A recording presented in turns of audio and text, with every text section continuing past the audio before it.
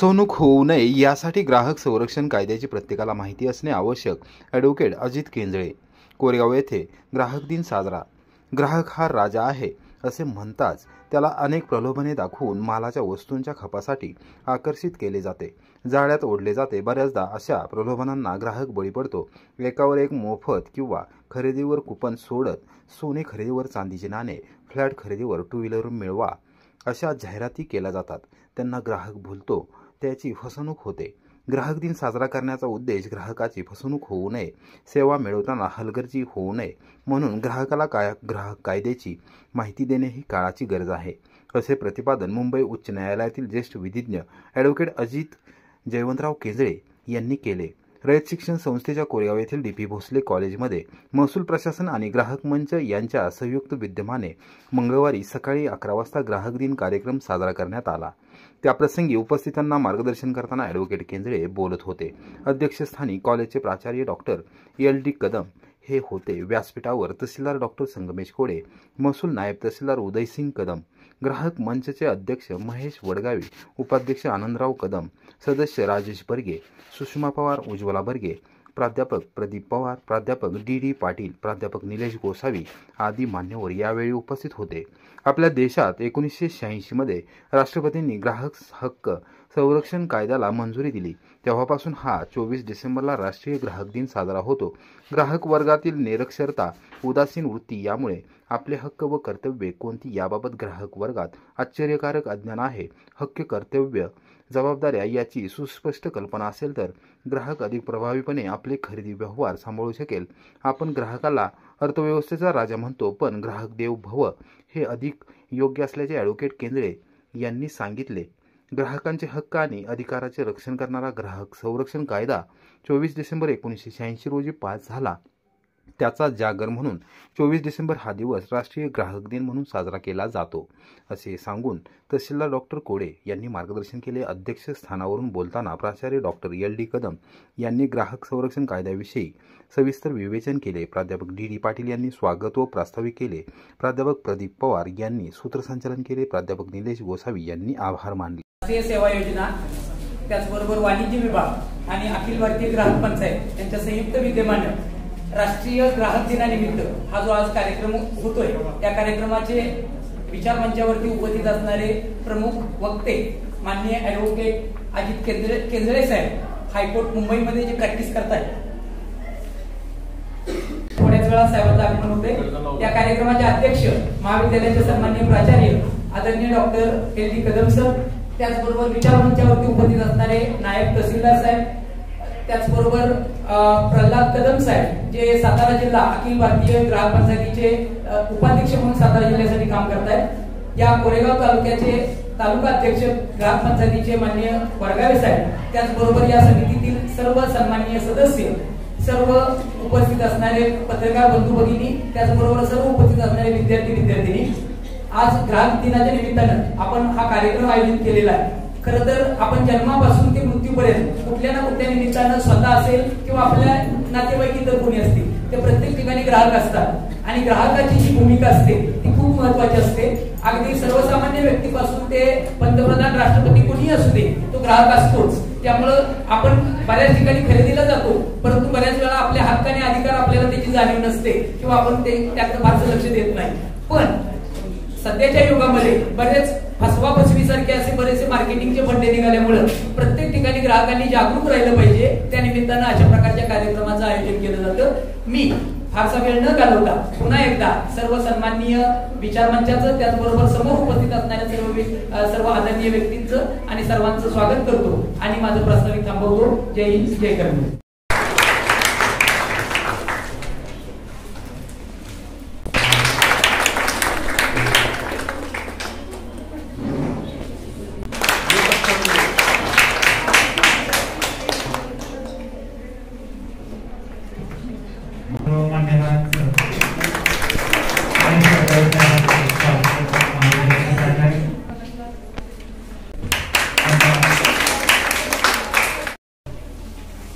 तहसीलदार कोरेगाव माननीय संगमेश कोडे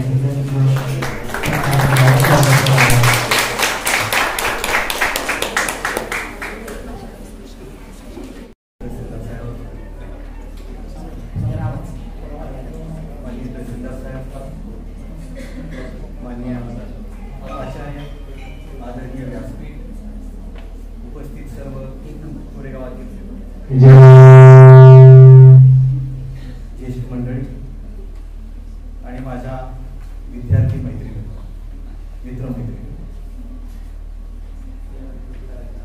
आज ग्राहक दिन आहे. ग्राहक दिनाच्या पार्श्वभूमीची किंवा ग्राहक दिनासंदर्भात काही माझी मतं व्यक्त करताना मी सुरुवातीलाच आठवण करून देतो. आणि ह्या क्लासमध्ये मला आज बोलण्याची संधी मिळते त्याचं कारण मी या कॉलेजचा माजी विद्यार्थी आहे आणि तुमच्यासारखाच या बेंचवर बसलेला असायचा. स्पेशली या बाजूला माझा बेंच असायचा. आत्ताची बिल्डिंगची जी आत्ताची इमारत आहे ती आता बऱ्यापैकी व्यापलेली आहे, नंतर तो आमच्यासाठी टेहाळणी बुरुज असायचा. येणाऱ्या जाणाऱ्यांच्यावर लक्ष असायचं, कॉलेज कधी सुटतेच याच्यावर लक्ष असायचं. पण या कॉलेजने खूप भरभरून दिलं. या कॉलेजचा मी मनापासून आभारी आहे. या कॉलेजचं मी खरंच काहीतरी देणं लागतो. आणि आज आपण या सर्वांनी मला या निमित्तानं बोलावून तुमच्यासमोर उभं राहण्याची संधी दिली. मी आपल्या सर्वांचा मनपूर्वक आभारी आहे. या कॉलेजचा मी मनपूर्वक आभारी आहे. जास्त वेळ बाकीच्या बाबतीत न घेता आज ग्राहक दिन आहे. आज ग्राहक दिन काय तर याचं कारण असं आहे की आजच्या दिवशी ग्राहक संरक्षण कायदा हा राष्ट्रपतींनी 1986 साठी ज्यावेळेस पहिल्यांदा आला त्यावेळेला त्याला ऍसेंट दिला, तेव्हा हा कायदा अस्तित्वात आला. हा कायदा अस्तित्वात येण्याच्या पूर्वीची पार्श्वभूमी अशी आहे की गेले कित्येक वर्ष किंवा गेल्या कित्येक दशक शतक म्हटलं तरी हरकत नाही, कायद्यामध्ये एक प्रिन्सिपल आहे कॅव्हिएट एम्प्टर. कॅव्हिएट एम्प्टर म्हणजे बायर बी अवेअर. कोणतीही वस्तू घ्यायची झाली तर त्याची सर्वस्वी जबाबदारी ही खरेदीदाराची असायची आणि विक्रेत्यावर कोणत्याही प्रकारची जबाबदारी नव्हती. सर जॉन केनेडी नाव ऐकले तुम्ही? कुणी नाव ऐकले सर जॉन केनेडी? हे US चे माजी प्रेसिडेंट होते. त्यांनी पहिल्यांदा 1962च्या दरम्यान पहिल्यांदा त्यांनी ग्राहकांचे हक्क असतात आणि ग्राहकांचे 4 मूलभूत अधिकार त्यांनी US काँग्रेसमध्ये पहिल्यांदा इंट्रोड्यूस केले. आणि तिथून कन्झ्युमरिझम किंवा ग्राहक चळवळ किंवा ग्राहकवाद हा उदयास आला. याच्यापूर्वीची अवस्था होती आपल्या जी सिनियर मंडळी बसलेली आहे त्यांना माहिती आहे की वस्तू घ्यायची, वस्तू घेतल्यानंतर त्याच्यातली माहिती आपल्याला मिळायची शक्यता कमी होती, पर्याय नसायचे, मोनोपॉली असायची. एकाच दुकानातून एकाच ठिकाणाहून आपल्याला माल घ्यावा लागायचा आणि तो दिलेलाच माल आपल्याला पर्याय नसल्यामुळे तोच माल आपल्याला घ्यायला लागायचा. ह्या संदर्भातली ज्या वेळेला चळवळ सुरू झाली आणि ती चळवळ हळूहळू जगभर त्याचा प्रचार झाला आणि ग्राहकांच्या संरक्षणासाठी किंवा ग्राहकांच्यासाठी काही अधिकारांची गरज आहे ह्या दृष्टिकोनातून युनेस्कोने ह्या संदर्भातील जगातील सगळ्या देशांना ग्राहकांच्यासाठी कुठेतरी कायदा असावा, काहीतरी व्यवस्था असावी म्हणून त्या संदर्भातली कायदे किंवा एखादी अथॉरिटी निर्माण करण्यासंदर्भात निर्देश दिले. त्या अनुषंगाने आपल्याकडे हा पहिल्यांदा 1986 साली हा ग्राहक कायदा आला, ग्राहक संरक्षण कायदा. आणि त्यानंतर त्याच्यामध्ये 2002, 2019 अशा पद्धतीने वेगवेगळ्या पद्धतीने त्याच्यात गरजेनुसार दुरुस्त्या करण्यात आल्या. तो कायदा अस्तित्वात येण्याच्या पूर्वी ग्राहकांच्यासाठी कुठले कायदे नव्हतेच अशी परिस्थिती होती का? तर त्याचं उत्तर नाही. त्याच्या आधीही बरेचसे कायदे होते, पण त्याच्यासाठी असणारी लेखी प्रोसिजर, दावा दाखल करणे किंवा वेगवेगळ्या तक्रारी दाखल करणे ह्यासाठी लागणारा जो वेळ होता तो वेळ कुठेतरी कमी झाला पाहिजे आणि ग्राहकांना त्यांच्या अधिकारासंदर्भामध्ये कुठेतरी त्याची व्यवस्था झाली पाहिजे. ह्या निमित्ताने हा कायदा अस्तित्वात आला.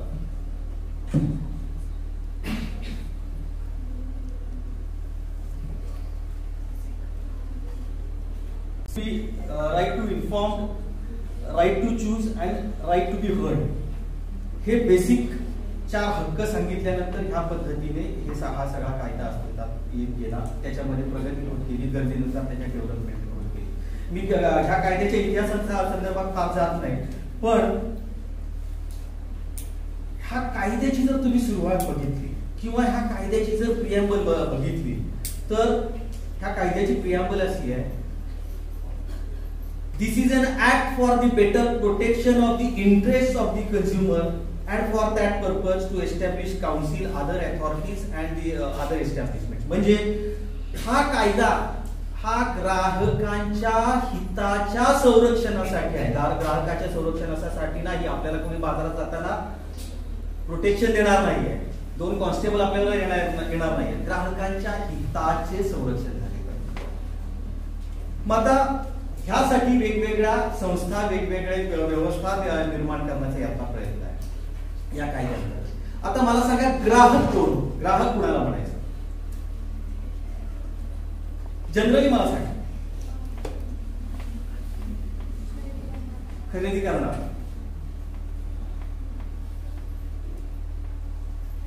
काही सांग उत्तर. जनरली आपण हे चर्चा करूया. कोण आहे ग्राहक? तर ग्राहकची व्याख्या ह्या कायद्याअंतर्गत खूप मोठी आहे. ग्राहक, खरेदीदार ही आपली नेहमीची संकल्पना आहे, बरोबर आहे, पण ह्या कायद्याची संकल्पना किंवा ग्राहकची व्याख्या ही खूप मोठी आहे.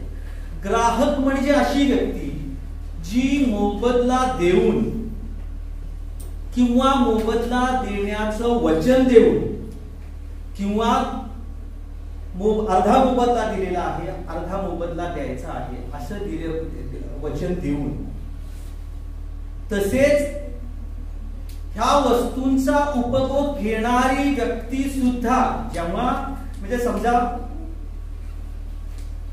या ताईच्या वडिलांनी तिची गाडी घेतली, बाईक घेतली, स्कूटी, ती तिच्या वडिलांच्या नावावर आहे, खरेदी कुणी केलेली वडिलांनी केलेली आहे, ती ग्राहक आहे का?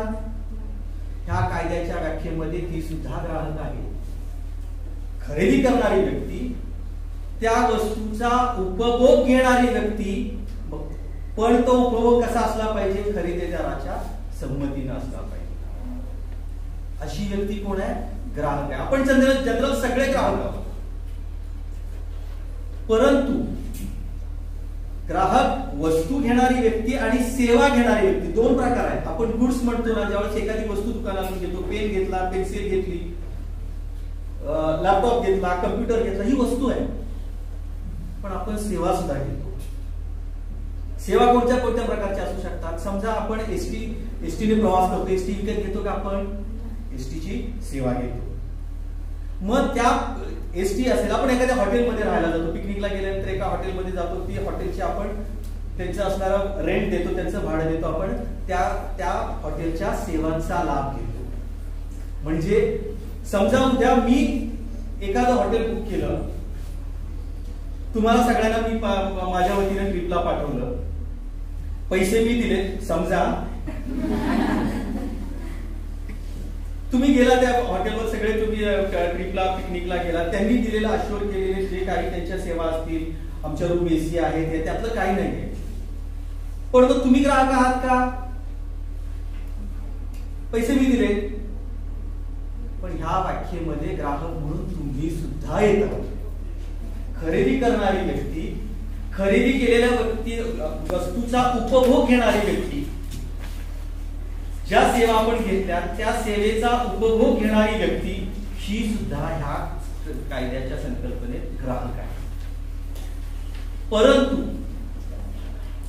ह्याच्यामध्ये काही व्यक्तींना ह्याच्यामध्ये बाजूला ठेवलं. मी ज्यावेळेस व्यक्ती म्हणतो त्यावेळेला ती व्यक्ती म्हणजे तो किंवा ती इथपर्यंत लिमिटेड राहत नाही.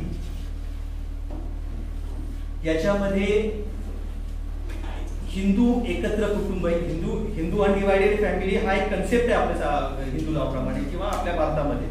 एक युनिट, एक फॅमिली, एक हिंदू अनडिवायडेड फॅमिली ही एक इंडिपेंडंट आयडेंटिटी असणारी व्यक्ती समजली जाते. एखादी सहकारी संस्था असते किंवा ग्राहकांच्या वतीनं असणारा समूहापैकी एखादे जर कुणी रिप्रेझेंट करणार असेल तर अशी व्यक्ती सुद्धा, अशी आयडेंटिटी सुद्धा व्यक्ती आहे. म्हणून मी काय म्हणालो की ग्राहक अशी व्यक्ती आहे, त्या व्यक्तीमध्ये हे सगळे येतात. ही एवढी मोठी ह्याची व्यापकता आहे. परंतु जर एखादी व्यक्ती एखादी वस्तू किंवा सेवा स्वतःच जीवन जगण्यासाठी रोजंदारीसाठी जर कंपनी तो मागवलेला जो पार्ट आहे तो जर फॉल्टी असेल तर सॅमसंग कंपनी ही व्यक्ती आहे का, कंझ्युमर आहे का? तर ग्राहक या व्याख्येतून अशा मोठ्या कंपन्या ह्या बाजूला ठेवलेल्या आहेत. त्याचं कारण, त्याचा उद्देश असा आहे की तळागाळातल्या ग्राहकांपर्यंत हा कायदा पोहोचला पाहिजे. जर कंपन्यांची मॅटर्स आणि जर कंपन्यांची लिटिगेशन जर करत राहिलो तर तळागाळातील छोट्या छोट्या वस्तूंचा किंवा सेवांचा उपयोग घेणारी व्यक्ती त्यांना न्याय मिळणार नाही. ह्या कायद्याचं मूळ उद्दिष्टच असं आहे की लवकरात लवकर लोकांना न्याय मिळाला पाहिजे. ही ग्राहक ही संकल्पना आहे. आणि सेवा, त्यामध्ये असणारे त्रुटी किंवा वस्तूमध्ये असणारा बिघाड या संदर्भामध्ये तुम्हाला ग्राहक न्यायालयात तक्रार मांडता येईल. आता या कायद्यामध्ये वेगवेगळ्या 3 संकल्पना दिलेल्या आहेत. एक म्हणजे आहे ती काउन्सिल्स म्हणून किंवा मंच, हे 3 स्तरावर मंच नेमलेले आहेत.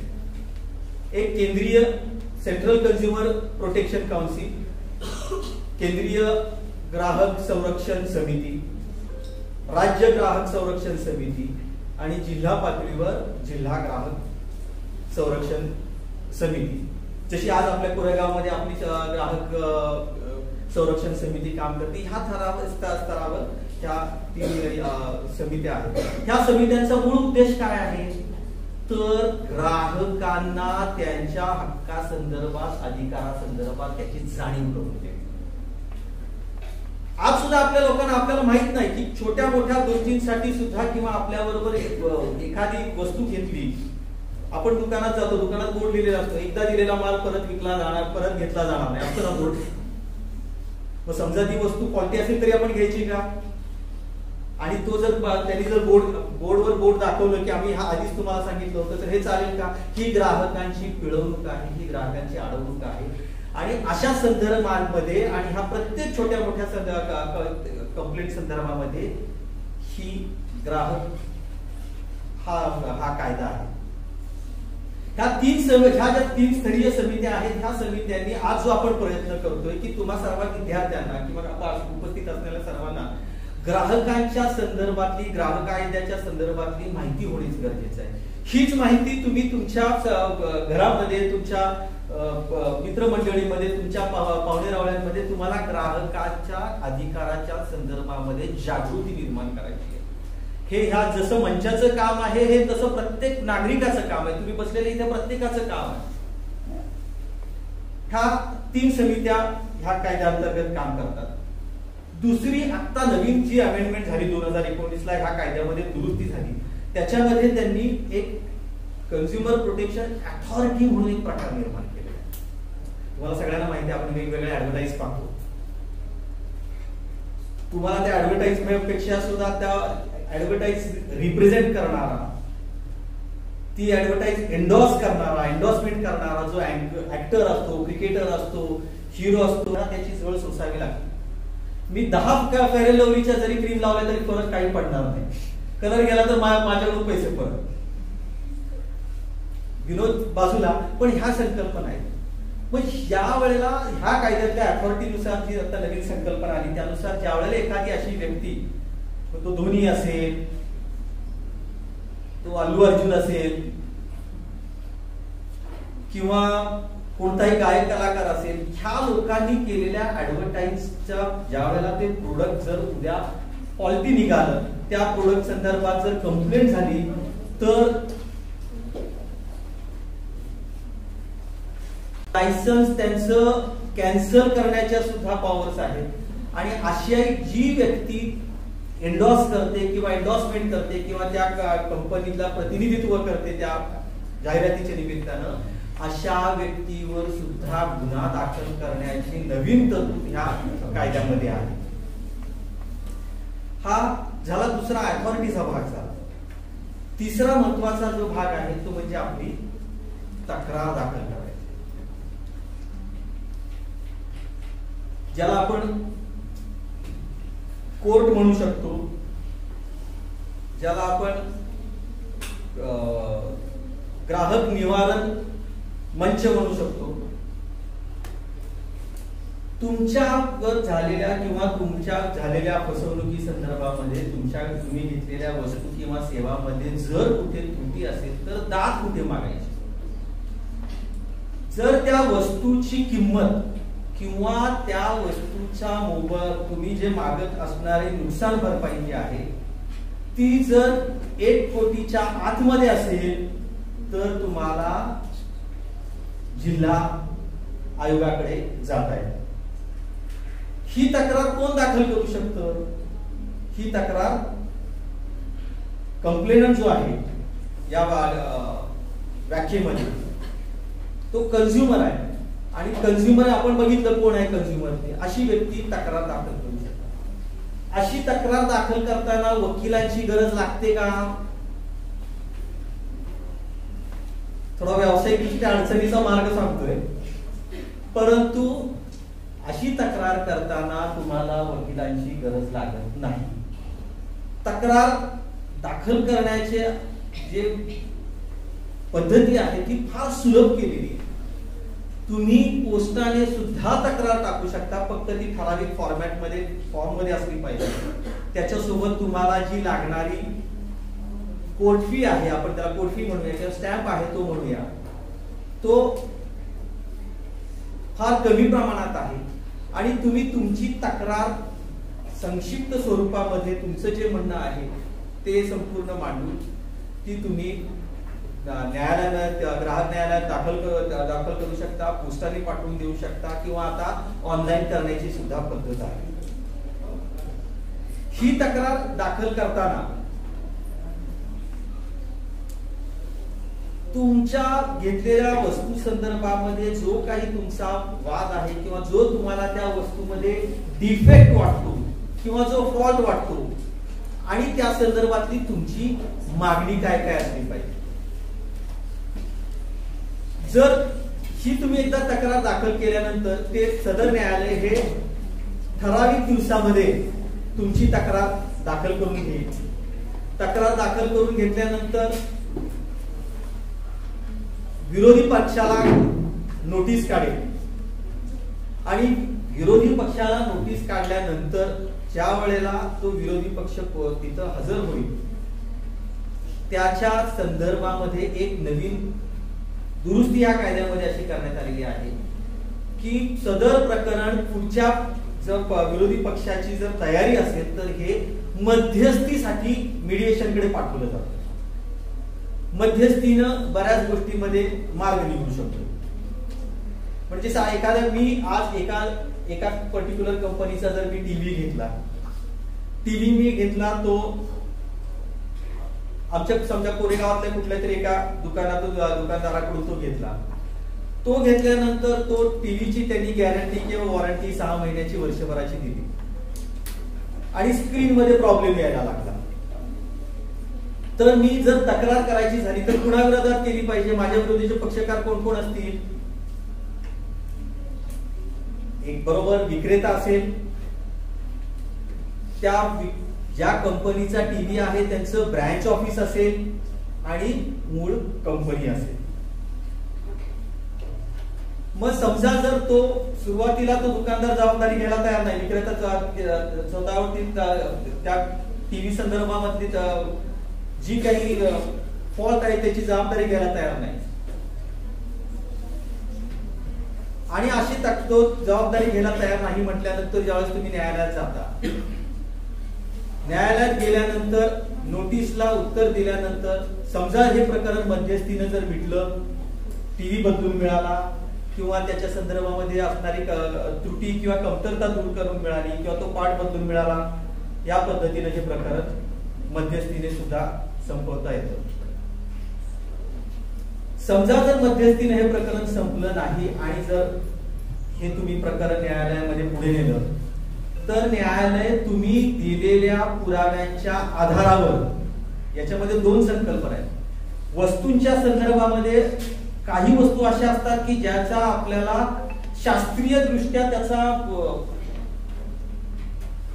दृष्ट्या किंवा तुम्ही त्याचा रिसर्च किंवा सायंटिफिक दृष्ट्या त्याचा अनालिसिस केल्याशिवाय, त्याची तपासणी केल्याशिवाय त्या गोष्टीतला डिफेक्ट आहे की नाही हे करू शकत नाही. उदाहरण सांगायचं झालं तर मी एक जामची बॉटल घेतली, खायचा जाम एका पर्टिक्युलर कंपनीचा, आणि मला त्या क्लास 2 प्रिझर्वेटिव्ह कोणतीही विनंती आहे त्या काय काय असू शकतात किंवा न्यायालय तुम्हाला काय काय देऊ शकतं. एक तर तुम्ही घेतलेली वस्तू, त्या वस्तूतली त्रुटी दूर करून पुढच्या पार्टीला द्यायला सांगू शकतो.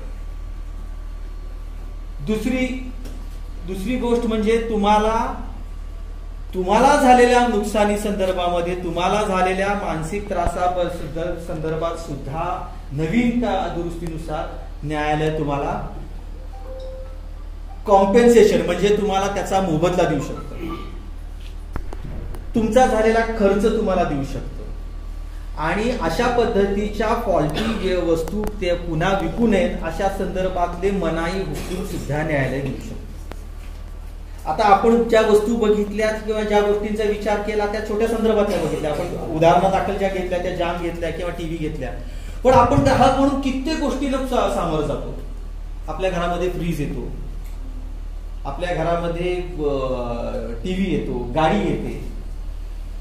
आता गाडीच्या संदर्भात बोलायचं झालं तर बऱ्याच वेळेला आपल्याला झालेलं नुकसान दाखवून तुम्हाला त्याचं कॉम्पेन्सेशन सुद्धा मिळू शकतं. बऱ्याच वेळेला कंपन्या आपण बघतो, एक साधं उदाहरण तुम्हाला सांगतो. तुम्ही उद्या XUV 700 घ्यायला जा.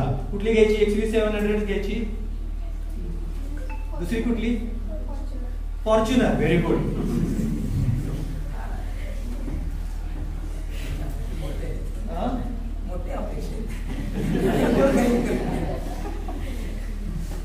तेच बरोबर आहे. स्वप्न बघायची झाली तर मोठीच बघितली पाहिजे. फॉर्च्युनर गाडी आपण घेतली. फॉर्च्युनर गाडी घेताना आपल्याला विक्रेता भली मोठी लिस्ट देतो. एक्स शोरूम आणि ऑन रोड फरक आहे. एक शोरूम काय प्राइस आहे फॉर्च्युनरची मला माहित नाही, मी तिथपर्यंत अजून गेलो नाही. काय? अरे सांगा अंदाजे, आपल्याला आपल्या खिशातले नाही द्यायचे. 50 लाख. 50 लाख एक शोरूम. त्याच्यामध्ये तुम्हाला पहिला ऍड केला जातो म्हणजे इन्शुरन्स. इन्शुरन्स साधारण जातो 6 लाख, 7 लाख, 5 लाख किंवा 3 लाख.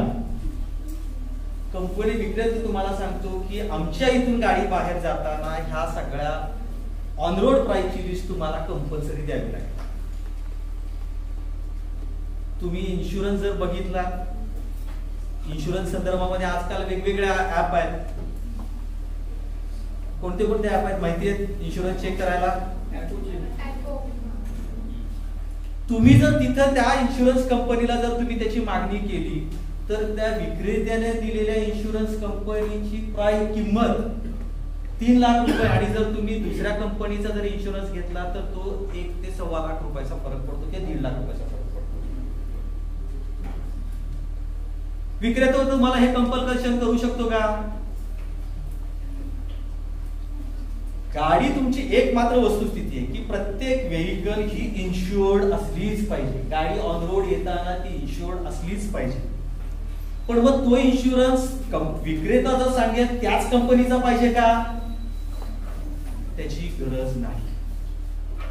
आणि अशा पद्धतीने जर तुम्हाला कंपल्शन करायला लावलं किंवा अशा पद्धतीने जर तुम्हाला हे करायला लावलं तर तुम्ही त्या संदर्भामध्ये नक्कीच तक्रार करू शकता. हे अनफेअर ट्रेड प्रॅक्टिस, ह्या संपूर्ण कायद्यामध्ये अनफेअर ट्रेड प्रॅक्टिसची भली मोठी व्याख्या आहे. अगदी छोट्या छोट्या गोष्टींपासून ते मोठमोठ्या प्रोडक्ट मधल्या सगळ्या गोष्टी त्याच्यामध्ये कव्हर केलेल्या आहेत. चुकीची जाहिरात देणे, चुकीची माहिती देणे किंवा एखाद्या वस्तू संदर्भामध्ये अशा पद्धतीनं जाहिरात द्यायची की ती कधीच पूर्ण होऊ शकत नाही. अशा जाहिराती देणं सुद्धा किंवा ही चुकीची प्रथा, चुकीची पद्धत जी आहे ती बंद करायला लावायच्या पॉवर्स या तुमच्या अथॉरिटीला आहेत आणि तुमच्या तक्रारीवर त्या संदर्भामध्ये निर्णय घ्यायच्या पॉवर्स या न्यायालयात आहेत. आणि ह्या आजच्या निमित्तानं मी सांगू शकतो की हा अवेअरनेस लोकांमध्ये पसरवण्याचं, त्यांच्या अधिकाराची जाणीव करून द्यायचं काम हे ग्राहक मंचाचं आहे, जे आज आपण या ठिकाणी करतो. हा झाला तक्रारी संदर्भातला भाग. तक्रारी संदर्भामध्ये जर तुमच्या खालच्या न्यायालयाने किंवा जिल्हा आयोगाने तुमच्या तक्रारी संदर्भामध्ये दिलेला निर्णय हा योग्य नाही असं तुम्हाला जर वाटलं तर तुम्हाला 30 दिवसामध्ये अपील करता येतं राज्य आयोगाकडे. आणि राज्य आयोगाच्या नंतर अपील येतं ते केंद्रीय आयोगाकडे येते. केंद्रीय आयोगाच्या विरुद्ध आपल्याला सुप्रीम कोर्टामध्ये सुद्धा जाता येते. अशा पद्धतीची ही संपूर्ण संरचना ह्या ग्राहक संरक्षण कायद्यामध्ये आहे. हा ग्राहक कायदा या संदर्भामध्ये अजून आपल्या देशामध्ये तेवढी जाणीव किंवा तेवढी तीव्रता अजून झालेली नाही. आजकाल आपण बघतो बऱ्याच वेळेला युट्यूबवर हॉटेलच्या सुद्धा रील्स यायला लागल्यात, आपल्या लोकल हॉटेलच्या सुद्धा यायला लागलेल्या आहेत,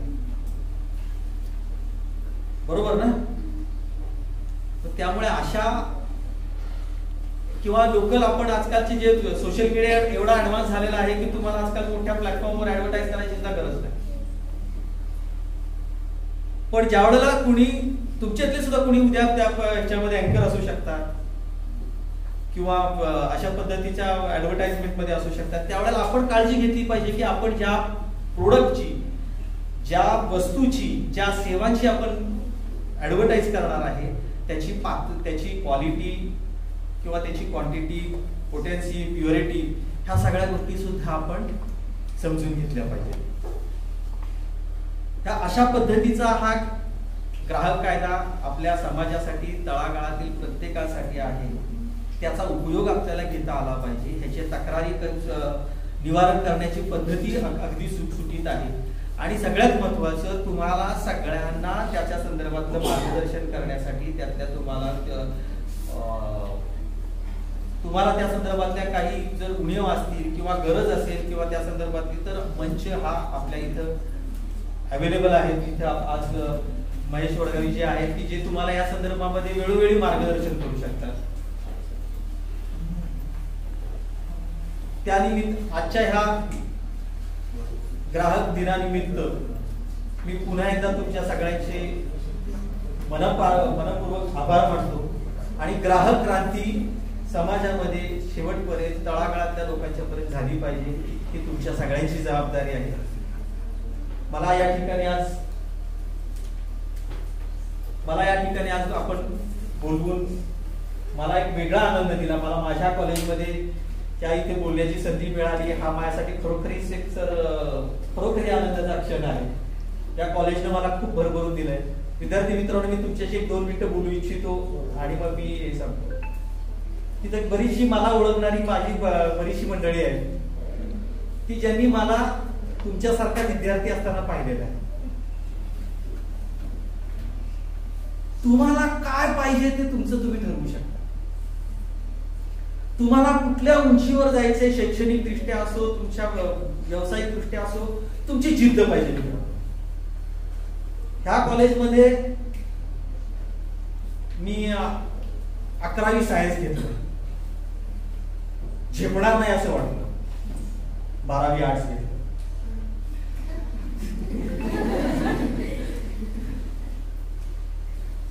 बारावी आर्ट्स घेतल्यानंतर मी इंग्लिशला BA ला मी इंग्लिश सब्जेक्ट ठेवला. किती ऍक्टिव्ह कॉलेजच्या बाबतीत आणि मी होतो ते तुम्हाला सगळ्यांना माहितीच, सगळ्यांनी तुम्ही मला पाहिलेलं आहे. आमचे मित्र इथं बसलेले आहेत. पण ह्या आम्हाला शिंदे सर होते थर्ड इयरला असताना. ते रयतचं सगळ्यात महत्वाचं, रयत हे कुटुंब आहे. रयत ही शिक्षण संस्था आहे, रयत ही कॉलेज नाही. आमच्या घरातील बरीचशी मंडळी ही रयत मध्ये शिकलेली. आमच्या घरात एकूण 11 वकील आहेत, अप टू सुप्रीम कोर्ट. आणि हे आम्ही सगळे ह्या कोरेगावातले आहोत, ह्या मातीतले आहोत. तुम्ही जी काही तुमची मनामध्ये जिद्द बांधणार आहात, जिद्द घडवणार आहात, किंवा तुम्ही तुमचं भविष्य आणि आयुष्य घडवणार आहात ना, हे ह्या कॉलेजमधून तुम्ही जे शिकाल. शिक्षण म्हणजे फक्त पुस्तक किंवा अभ्यासापुरतं मर्यादित नाही आहे. शिक्षण हा पर्सनॅलिटी डेव्हलपमेंटचा भाग आहे. आणि ते मला नाही वाटत रयत इतकं चांगल्या पद्धतीनं दुसऱ्या कॉलेजमध्ये होऊ शकतं. रयत कुटुंब मी का म्हणतो तर आज मला परिस्थिती माहित नाही, पण एस.के. पाटील सर पोरांना 2-2 टाकायला सुद्धा रस्त्यात कमी करत नाही. एस.के. पाटील सरांचा तो दरार होता. आम्हाला एस.के. पाटील सरांच्या बद्दल तो आदर होता. आणि मी अभिमानानं सांगतो की त्या 2 टोल्यातला एखादा टोला असणारा मी सुद्धा आहे. ते शिक्षकांचं आपल्या आतबद्दल असणारं प्रेम आहे, ही शिक्षकांची आपल्याबद्दल असणारी आत्मीयता आहे. शिक्षकांच्यासाठी तुम्ही सगळे विद्यार्थी, असंख्य विद्यार्थी असतात, पण सर आम्हा विद्यार्थ्यांसाठी इथे शिकवणारा जो असतो ना, तो एकच हिरो असतो.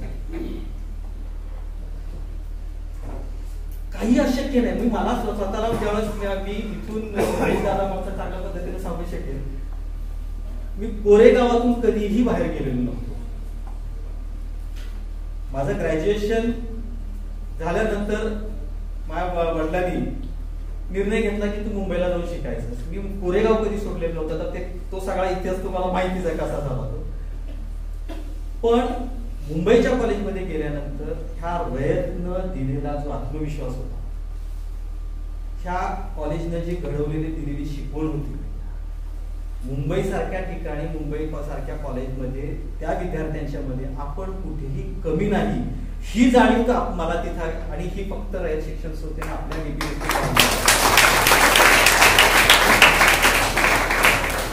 3 वर्ष छान पद्धतीनं माझा इंग्लिशचा प्रवास मी सांगत नाही, पण मला सरांनी खूप मदत केली. आमच्या विद्यार्थी मित्रमैत्रिणी खूप चांगले होते. त्याचा अभ्यास आमचा चांगल्या पद्धतीनं ग्रुप डिस्कशन व्हायचं. ग्रुप डिस्कशनचा फायदा होतो. मी कॉलेजला गेल्यानंतर ही ज्यावेळेस जाणीव झाली, त्यावेळेला सुरुवातीला आपल्याला इंग्लिशचा थोडासा फोबिया असतो. इंग्लिश आपल्याला किंवा आपल्या इंग्लिशच्या ऍसेंट मध्ये किंवा त्या कॉलेजच्या याच्यामध्ये थोडा फरक पडतो. तर मी 2 मिनिटं फक्त घेतो. काय करायचं तो जो आहे तो तुम्हाला अजिबात बाळगायचं कारण नाही. मी आज आता गेले 25 वर्ष हायकोर्टमध्ये प्रॅक्टिस करतो. माझा इन अँड डे अँड संबंध इंग्लिशशीच येतो. मला हायकोर्टमध्ये कंपल्सरी आर्ग्युमेंट्स इंग्लिशमध्येच असतात. पण तुम्हाला एकदा जाणीव झाली ना की मी हे करू शकतो, तर तुम्हाला कोणी थांबवू शकत नाही. तुमची स्वप्न ठरवा. आयुष्य आणि तुमचं करिअर हे स्काय इज द लिमिट असलं पाहिजे आणि असायलाच हवं. त्यामुळे फॉर्च्युनर जिने कोणी सांगितलं तिचं फॉर्च्यून नक्की उज्ज्वल आहे. मी तुमच्या सगळ्यांची आणि रजा घेतो. थँक्यू. कशी मदत लागली हे आपल्याला ॲडव्होकेट केंद्रे साहेबांनी सांगितलं. यानंतर मी कोरेगावचे तहसीलदार श्री संगमेश कोडे यांना विनंती करतो की त्यांनी तुमच्या विद्यार्थ्यांना मार्गदर्शन करावे. आदरणीय व्यासपीठ, उपस्थित सर्व शासकीय कर्मचारी, अधिकारी, तर सर्व विद्यार्थी मित्र बसले. मी तसं बोलत नाही जास्त, भाषण वक्तृत्व वगैरे माझ्याकडं नाही. खूप रेअरली मी कधीतरी बोलतो. फक्त ट्रेनिंग देताना जे टेक्निकल गोष्टी आहेत तेवढ्याच मला भाषण देता येतात किंवा बोलता येतात. जनरल भाषण द्यायला सांगितलं तर मला 1 मिनिटामध्ये मी बसेल, 2 मिनिट काहीतरी बोलेल आणि लगेच बसून जाईल. तर आजचा जो दिवस आहे तो आहे राष्ट्रीय ग्राहक दिन. ह्या विषयाबद्दल मी थोडक्यात 1-2 मिनिट बोलेल, त्यानंतर थांबेल. तुमचा जास्त वेळ घेत नाही. आता सरांनी जसं सांगितलं, वकील साहेबांनी, केंद्रीय सरांनी, की खूप चांगल्या पद्धतीने सांगितलं की ग्राहक कोण आहे, त्यामध्ये आपण सर्व येतो. एखादी वस्तू आपण विकत घेतली आणि आपण आपल्या भावाला, बहिणीला, कुणाला तरी दुसऱ्याला वापरायला गेली, तो व्यक्ती देखील ग्राहक असतो. आणि त्याचं कुठं कुठं आपण अपील करू शकतो, त्यात काय काय आपल्याला हे मिळू शकतात, कम्पेन्सेशन मिळू शकतं, मोबदला मिळू शकतो किंवा वस्तू रिप्लेस करून मिळू शकते. याबद्दल खूप चांगलं गायडन्स सरांनी केलं, त्याबद्दल मी सरांचं खूप खूप आभार मानतो. या अतिशय चांगल्या पद्धतीने त्यांनी हे मार्गदर्शन केलं. आपण मागचे कित्येक वर्ष हा राष्ट्रीय ग्राहक दिन, यावर्षी साहेबांनी विनंती केली की आपण दरवर्षी शासकीय कर्मचारी, अधिकारी, रेशन दुकानदार आणि इतर लोकांना बोलवतो. तर ह्या वर्षी आपण विद्यार्थ्यांना सांगतो. हे विद्यार्थी जे आहेत ते पुढचे ग्राहक आहेत. म्हणजे आताही ते ग्राहक आहेतच, पण आता काही दिवसानंतर हे विद्यार्थी जेव्हा कॉलेजच्या बाहेर पडतील तर हे त्यांना आतापासून हे ग्राहकांचे हक्क आपण सांगितले तर ते जेव्हा कॉलेजच्या बाहेर पडतील तेव्हा त्यांना त्याबद्दल माहिती असेल. आता सगळ्यांनी जागो ग्राहक जागो हे ऍड बघितले असतील. जागो ग्राहक जागो येतात की नाही आता सध्या टीव्हीला येतात ना? आणि येतात, टीव्ही पण बघतो टीव्ही. जागो ग्राहक जागो ही एक आपली ऍड कॅम्पेन आहे. हा ह्याच्यासाठीच आहे की आपण जे काही विकत घेतोय त्याच्यात जर काही खराबी निघाली तर आपला अधिकार आहे ते रिप्लेस करून घ्यायचा. हे आपल्यामध्ये जागृती निर्माण व्हावी यासाठी शासनानं सुरू केलेला तो कॅम्पेन आहे. आम्ही जेव्हा लहान होतो तेव्हा वयातले किती लोक आहेत ते लाजतात की एखादी वस्तू खराब झाली दुकानात जाऊन रिप्लेस करायला जातात का सगळे? आम्ही नव्हतो जात. आईने सांगितलं हे खराब आहे, जा वापस देऊन दुकानदारला. आम्ही घाबरतच जायचो. आता घेतोय की नाही, की काय बोलतोय, की हाकलून लावलं तर काय करायचं. तसं नाही ना घाबरत कोणी. आता रिप्लेस करून येत आहे, वापस देऊन येत आहे. तर हेला घाबरायचं नाही, लाजायचं नाही. एखादी गोष्ट आपल्याकडे घेतली आपण त्याचे आपण पैसे दिलेत त्याला, आणि आपण जेवढे पैसे दिलेत त्याला ती वस्तू त्या क्वालिटीची देणं गरजेचं आहे. ती खराब असेल तर आपण रिप्लेस करून घेणं गरजेचं आहे. जसं सरांनी सांगितलं की टीव्ही खराब आहे तर आपल्याला टीव्ही त्या कंपनीनं रिप्लेस करून दिला पाहिजे किंवा दुरुस्त करून दिला पाहिजे. तर ह्या गोष्टीमध्ये घाबरायचं नाहीये, लाजायचं नाहीये. आता आजकाल मॅक्झिमम खरेदी आपण करतो ऑनलाईन. सगळे करतात ऑनलाईन खरेदी. ऑनलाईन घेता का तुम्ही विकत लोक? फ्लिपकार्ट, अमेझॉन घेतात. ऑनलाईन मध्ये आपण जी खरेदी करतो त्याला देखील हे कायदे लागू आहेत. म्हणजे असं नाही की तुम्ही एखादी गोष्ट ऑनलाईन विकत घेतली त्यामध्ये एखादी गोष्ट खराब निघाली तर आता आपण ह्याच्यावर अपील करू शकतो का, रिप्लेस करून मिळू शकतं का? ते मिळू शकतो. रिप्लेसमेंट पॉलिसी प्रत्येक प्लॅटफॉर्मची असते. मित्रा असेल, अजिओ असेल, फ्लिपकार्ट असेल, अमेझॉन असेल. 7 दिवसात किंवा 15 दिवस त्यांची रिप्लेसमेंट पॉलिसी असते. रिप्लेस करू शकता. जर कंपनीने रिप्लेस करायला नकार दिला तर ग्राहक न्यायालयात दाद मागू शकता. हे एक लक्षात ठेवा. आणि ऑनलाईन खरेदी करताना 2-4 गोष्टी कायम लक्षात ठेवायच्या की रिप्लेस करण्यासाठी त्यांचे टॅग जे असतात ते तोडलेले नसले पाहिजे. हे माहिती आहे सगळ्यांना. मला वाटतं आमच्यापेक्षा तुम्हाला जास्त माहिती असेल ऑनलाईनचं, बरोबर ना? त्यापैकी कोण कोण आहे खरेदी केली आणि रिप्लेस पण वापस पण पाठवले असे किती लोक आहेत? करा लागू नका करा. म्हणजे हे आपल्यापेक्षा जागृत पिढी आहे. आपण घाबरायचो रिप्लेस करायला. तर सगळ्यांनी शॉपिंग ऑनलाईन, आता मॅक्सिमम शॉपिंग ऑनलाईन झाली. 90% लोक आता नवीन पिढीतले ऑनलाईन शॉपिंग करतात. त्यासाठी सुद्धा हे कायदे लागू आहेत, हे लक्षात ठेवा. त्यात जर तुमची फसवणूक झाली तर त्याला देखील हे कायदे लागू आहेत. आपल्याला कोर्टाकडे किंवा ग्राहक न्यायालयाकडे जाता येतं. त्याच्यामुळं तुम्ही आता काही वर्षात 2-3 वर्षानंतर कॉलेजच्या बाहेर पडा, तुम्ही सर्व्हिस प्रोव्हायडर व्हाल. काही जण IT इंजिनियर होतील, काही जण वकील होतील, काही जण कुठे तहसीलदार होतील, काही जण SD खात्यात जातील, काही जण MSCB मध्ये जातील. तुम्ही कुठेतरी जा. किंवा तुम्ही काही जण शेती करतील, काही जण स्वतःचा बिझनेस सुरू करतील. तुम्ही देखील त्यावेळी विक्रेते पण होणार आहेत, हे लक्षात घ्या. ग्राहक आहेत तसंच तुम्ही त्यावेळी विक्रेते पण होणार आहेत. तर तेव्हा तुम्ही जसं तुम्ही ग्राहक म्हणून जागरूक असाल तेव्हा तुम्ही त्यावेळी विक्रेते किंवा सर्व्हिस प्रोव्हायडर म्हणून जागरूक असलं पाहिजे. आणि चांगल्याच गोष्टींचा आपण व्यवसाय केला पाहिजे. आपण जे काही विकतोय किंवा जे काही सेवा देतोय ती चांगल्या क्वालिटीची असली पाहिजे, हे तुम्ही ठरवलं पाहिजे. म्हणजे जेवढं आपण ग्राहक म्हणून जागरूक आहे तेवढंच आपण आपली सेवा देतो त्यावेळेस देखील आपण जागरूक असणं गरजेचं आहे. तर आपोआप ग्राहकांच्या तक्रारी कमी होत जातील. सगळ्यांनीच क्वालिटी प्रोडक्टच विकले तर आपोआपच तक्रारी कमी होते की नाही? समजा आता तुमच्यापैकी एखाद्याने कोणतरी फॅक्टरी टाकली श्रीखंड बनवायची, आता तुमच्यापैकीच कोणतरी आहे समजा त्यानं प्रोडक्टच चांगले विकले, क्वालिटी श्रीखंडच विकलं, खराब नाही, तर तक्रार येईल का त्याच्याबद्दल कधी?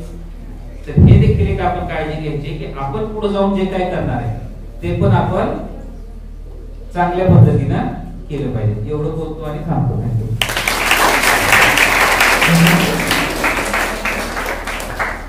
धन्यवाद साहेब. यानंतर महाविद्यालयाचे प्राचार्य डॉक्टर विनंती करतो की त्यांनी अध्यक्ष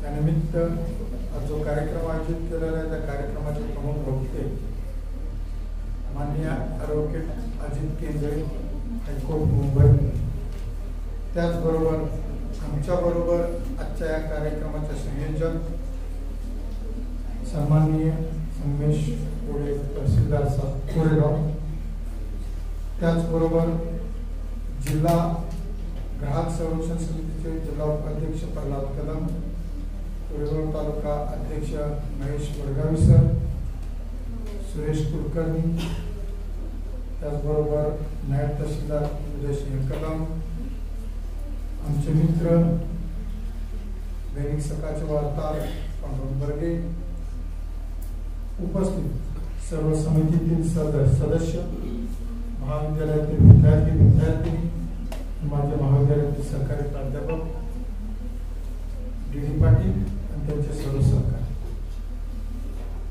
24 डिसेंबर हा राष्ट्रीय ग्राहक दिन. 1986 साली ग्राहकाच्या हक्कासाठी जो कायदा झाला तो 24 डिसेंबर 1986 ला झाला आणि तो दिवस राष्ट्रीय ग्राहक दिन म्हणून आपण साजरा करतो. ग्राहक दिन साजरा करतो म्हणजे आम्ही नेमकं काय करतो? येणाऱ्या पिढीला नव्या किंवा जे ग्राहक आहेत त्यांना जागरूक करतो. आमचे जे ग्राहक आहेत ते जागरूक आहेत का? तर बरेचसे असं समाजामध्ये पाहता लक्षात येतं की हे ग्राहक अजिबात जागरूक नाही. जसं आता सांगितलं आपल्याला तहसीलदार साहेबांनी की लहानपणीचे किस्से की आम्हाला आई पुढे सांगायचे एखादी वस्तू दुकानातून आणली तर परत द्यायचं आमचं दारस व्हायचंच नाही.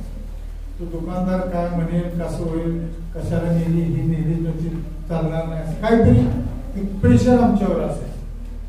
पण आताची पिढी फार हुशार आहे, ॲडव्हान्स आहे की ती वस्तू भांडून परत येते. परंतु काही वेळेला अनेक गोष्टीबाबत आपण एखादी वस्तू खरेदी केल्यानंतर त्याची पावतीच घेतो. बरं का? केमिस्टच्या दुकानात जाऊ दे, गोळ्या घेऊ दे, गडबडीत गोळ्या घेतो, पावती घेत नाही, घरी आल्यानंतर 2 दिवस गोळ्या खातो, तिसऱ्या दिवशी कळते की ह्या गोळ्याची एक्सपायरी डेट होऊन गेली. परत जायचं धाडसच होत नाही कारण आपल्याला पावतीच नसते. पहिला ग्राहक जागरूक पुढे झाला पाहिजे तर त्याला पावती मागितली पाहिजे, मग पुढे तुम्हाला मांडता येईल. तुमच्याकडे प्रूफच काही नसेल तर तुम्ही मांडू शकता. अनेक समाजामध्ये लोक सर्व फसवायला बसलेले आहेत. वस्तू विक्रेते आहेत ते तुम्हाला फसवायला बसलेलेच आहेत, त्यांना फायदा करून करायचा आहे. साधा आपण पिशवीमधलं दूध घेतलं त्याला पण एक्सपायरी डेट असते, त्या पिशवीवर लिहिलेली असते एक्सपायरी डेट. पण आम्ही सकाळी जातो, आईनं सांगितलं असतं दूध घेऊन येतो, का तो दूध तापायला ठेवलं की थोड्या वेळ दूध नसतं, जाऊन सांगत नाही त्या दुकानदाराला तुम्ही खराब दूध दिलं, त्या पिशवीवरची एक्सपायरी डेट सुद्धा आम्ही बघत नाही. तो काय करणार आहे? शिल्लक राहिलेला माल पहिला खपवणार आहे, एक्सपायरी केली तर तो खपवणार आहे. आपण भांडतच आहे, त्याला अधिकार असतो की तो कंपनीला परत द्यायचं. एक्सपायरी झाली, खपला नाही तर तो कंपनी दुधाच्या बाबतीत असं काहीतरी होतच. किरकोळ गोष्टीबाबत आपण दुर्लक्ष करतो आणि अशामधूनच अशा वस्तू विकणाऱ्यांचं फावतं आणि त्याच्याविषयी चळवळ करणारी मंडळी आता तुमच्या समोर बसलेली आहे. बा ही सारखी प्रयत्न करते की ग्राहक जागृत झालाय. साहेब आमच्या महाविद्यालयात दरवर्षी 24 डिसेंबर साजरा केला जातो ग्राहक दिन. म्हणजे यावर्षी आपल्या संयुक्त विद्यमाने करतोय, पण आमच्या NSSच्या माध्यमातून आम्ही कोणतरी वक्ता बोलवून तो राष्ट्रीय ग्राहक दिन साजरा करतो आणि विद्यार्थ्यांना याबाबत मार्गदर्शन करत असतो. आपले प्रमुख पाहुणे अजित केंद्रे सर यांनी आपल्याला विस्तृतपणे सांगितलं की आपल्याला ग्राहक न्यायालय साकारला आहे, एक तरी एकदा तरी प्रयोग करावा.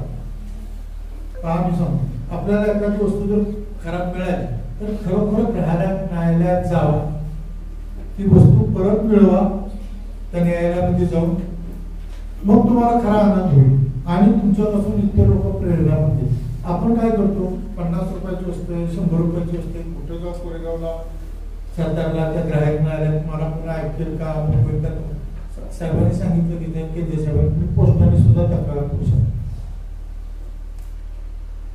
आता त्याला प्रूफ, तुमच्या मनामध्ये जी शंका असते ती प्रूफची शंका हो, बरोबर आहे ना.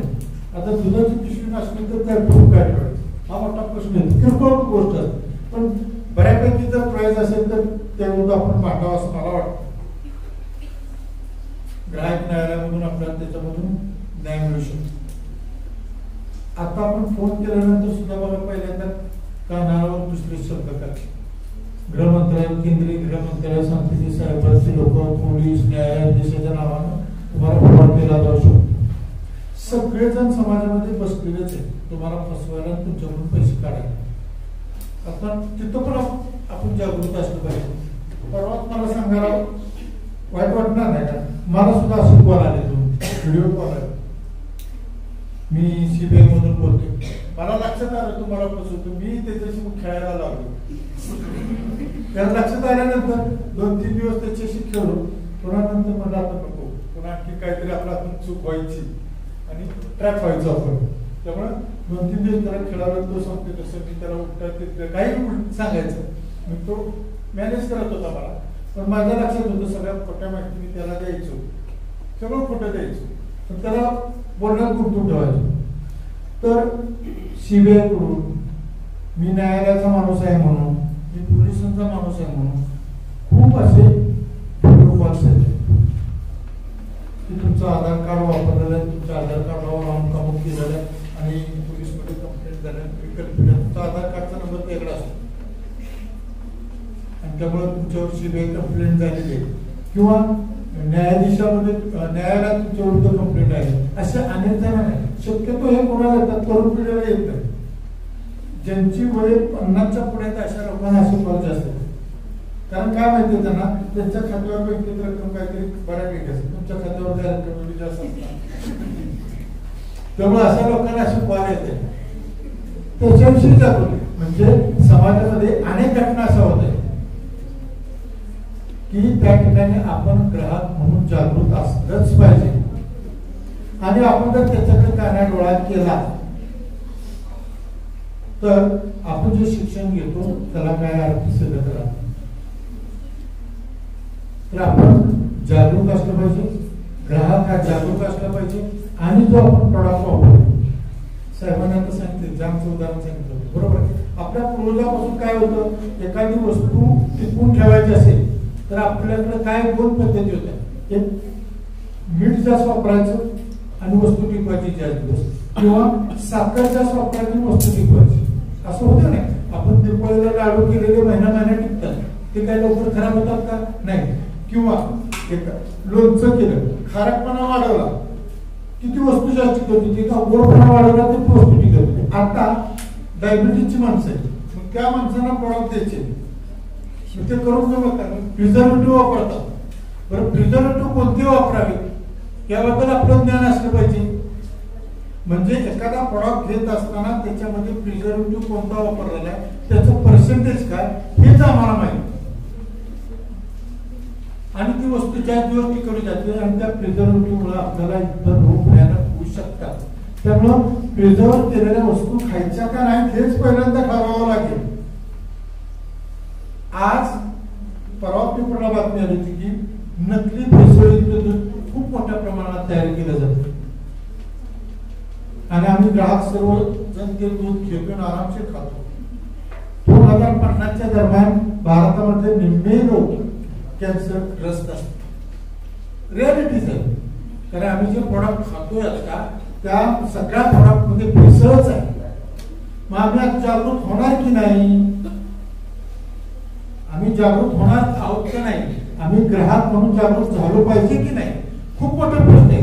आजचा दिवस राष्ट्रीय ग्राहक दिन साजरा आपण करतोय, पण पुढे जाऊन आमच्या पिढीचं सर्व झालेलं आहे. पण येणारी पिढी आहे आता सगळी फास्ट फूड खातात, त्याच्यामध्ये कुठले कुठले कंटेंट वापरले जातात या संबंधी अजिबात अभ्यास करत नाही. कोणाला फक्त चव चांगली लागली की बस, आणि 5 मिनिटात पाहिजे. अहो घरात पाहुणे आले तरी 5 मिनिटात जेवण तयार होत नाही, मग ते तयार अगोदरच केलेलं असणार आहे. 10 मिनिटात डिलिव्हरी झोमॅटोची, स्विगीची, म्हणजे ते कधी केलेलं असेल याचा आम्ही अभ्यास करत नाही. आमची ही पुढे मंडळी तसलं काय खाणारच नाही, कारण त्यांना माहित आहे 5-10 मिनिटात काय तयार होतच नाही. अहो आम्ही काल केलेली शिळी चपाती आज खाताना सुद्धा तोंड बुडवतो, पण आम्ही 6 महिन्यापूर्वी तयार केलेले बिस्किट छानपैकी खातो. 6 महिन्यापूर्वी ते गव्हाचं तयार केलेलं असतं, चपाती गव्हाचीच असते, मग त्यात किती प्रिझर्वेटिव्ह घालतले असतील ते टिकावं म्हणून. मग पुन्हा त्याला काय व्याधी होतात त्याची कल्पना नाही. आपण ग्राहक म्हणून जागृत झालं पाहिजे, आपलं आरोग्य चांगलं राहिलं पाहिजे. ग्राहक दिन आजचा जो आहे हे एकच काय नाही, तुमचं हेल्थ चांगलं राहिलं, तुम्ही ज्या वस्तू खरेदी करता त्या क्वालिटीच्या, तुम्ही जी किंमत पे करता त्या किमतीच्या असल्या पाहिजे, जास्त बोलत नाही. ही बरीचशी वरिष्ठ मंडळी इकडे आलेली आहेत, ही जागरूक नागरिक आहे, त्यांची वय पहा, त्यांनी दिलेला वेळ पहा. आपण सुद्धा तो वेळ दिला पाहिजे. आपल्या बरोबरचे मित्र, आपले सहकारी, शेजारी पाजारचे लोक असतील यांच्याकडे त्या ग्राहक दिनाच्या निमित्तानं थोडीफार चर्चा करा, तरच आजच्या कार्यक्रमाचं पुढे चांगलं होईल असं वाटतं. आणि विशेष कौतुक आमचं अजित केंद्रे साहेबांचं करतो. त्यांनी कॉलेजबद्दल छान छान सांगितलं. हे कॉलेज काय आहे, त्या कॉलेजचेच विद्यार्थी आहेत, पुढेही ते आपल्याला सहकार्य करत राहणारच आहे. ते आमचे रिलेटिव्ह पण लागत आहेत, तर त्यांचे आभार मानतो. तुमच्या महाविद्यालयात भेट दिली, आवर्जून वेळ दिला त्याबद्दल, आणि त्या ठिकाणी माझ्या अध्यक्ष बरोबर आभार धन्यवाद. महाविद्यालयाच्या प्राचार्यांनी यानंतर कार्यक्रमाचा समारोप म्हणजे आभार प्रदर्शन प्राध्यापक आमच्या महाविद्यालयाच्या एनएसएस विभागाचे राष्ट्रीय सेवा योजना डीपी भोसले कॉलेज कोरेगाव, तहसील ऑफिस कोरेगाव व अखिल भारतीय ग्राहक पंचायत यांच्या वतीने आज राष्ट्रीय ग्राहक दिन महाविद्यालयामध्ये साजरा करण्यात आला. या प्रसंगी या कार्यक्रमाचे प्रमुख वक्ते अजित केंद्रे साहेब, ॲडव्होकेट हायकोर्ट मुंबई यांनी ग्राहक संरक्षण कायदा याविषयी तुम्हाला सविस्तर माहिती दिली. तसेच त्यांनी सांगितलं की याच महाविद्यालयात घडलेले आहेत. जर विद्यार्थ्यांजवळ जिल्ह्याची काठी असेल तर माणूस किती उंचीपर्यंत जाऊ शकतो त्याचं जिवंत उदाहरण म्हणजे केंद्रे साहेब आहेत. तर राष्ट्रीय सेवाच्या वतीने मी केंद्रे साहेब यांचं आभार व्यक्त करतो. तसेच या कार्यक्रमासाठी उपस्थित माननीय तहसीलदार संगमेश कोडे साहेब हे या ठिकाणी उपस्थित आहेत. त्यांनी आपल्या विद्यार्थ्यांना मार्गदर्शन केलं, त्याबद्दल महाविद्यालयाच्या राष्ट्रीय सेवा योजनेच्या वतीने त्यांचे हार्दिक आभार व्यक्त करतो. तसेच आपल्या महाविद्यालयाचे आदरणीय प्राचार्य डॉक्टर एल डी कदम साहेब यांनी विद्यार्थ्यांना मार्गदर्शन केलं, त्याबद्दल त्यांचे आभार. तसेच या प्रसंगी उपस्थित अखिल भारतीय ग्राहक पंचायतचे सातारा जिल्ह्याचे उपाध्यक्ष प्रल्हाद कदम साहेब, तसेच महेश वडगावे साहेब, कोरेगाव तालुका ग्राहक पंचायत अध्यक्ष हे या ठिकाणी उपस्थित आहेत, त्यांचे आभार. तसेच या ठिकाणी उपस्थित पत्रकार पांडुरंग भरगे सर, तसेच रसाळ सर हे या ठिकाणी उपस्थित आहेत. तसेच या ठिकाणी उपस्थित राष्ट्रीय ग्राहक पंचायतचे सर्वसामान्य सदस्य यांचे महाविद्यालयाच्या वतीने हार्दिक आभार व्यक्त करतो. या प्रसंगी आमच्या राष्ट्रीय सेवा योजनेचे program officer D Patil sir, तसेच पवार सर व कदम सर, पदारे सर या ठिकाणी उपस्थित आहेत, त्यांचे आभार. तसेच ज्यांच्यासाठी या कार्यक्रमाचे आयोजन केले होते, तुम्ही सर्व विद्यार्थी तुम्ही शांततेत हा कार्यक्रम ऐकून घेतला, याबद्दल तुमचे सर्वांचे आभार व्यक्त करतो. माननीय अध्यक्षांच्या परवानगीने हा कार्यक्रम संपन्न झाला असं जाहीर करतो.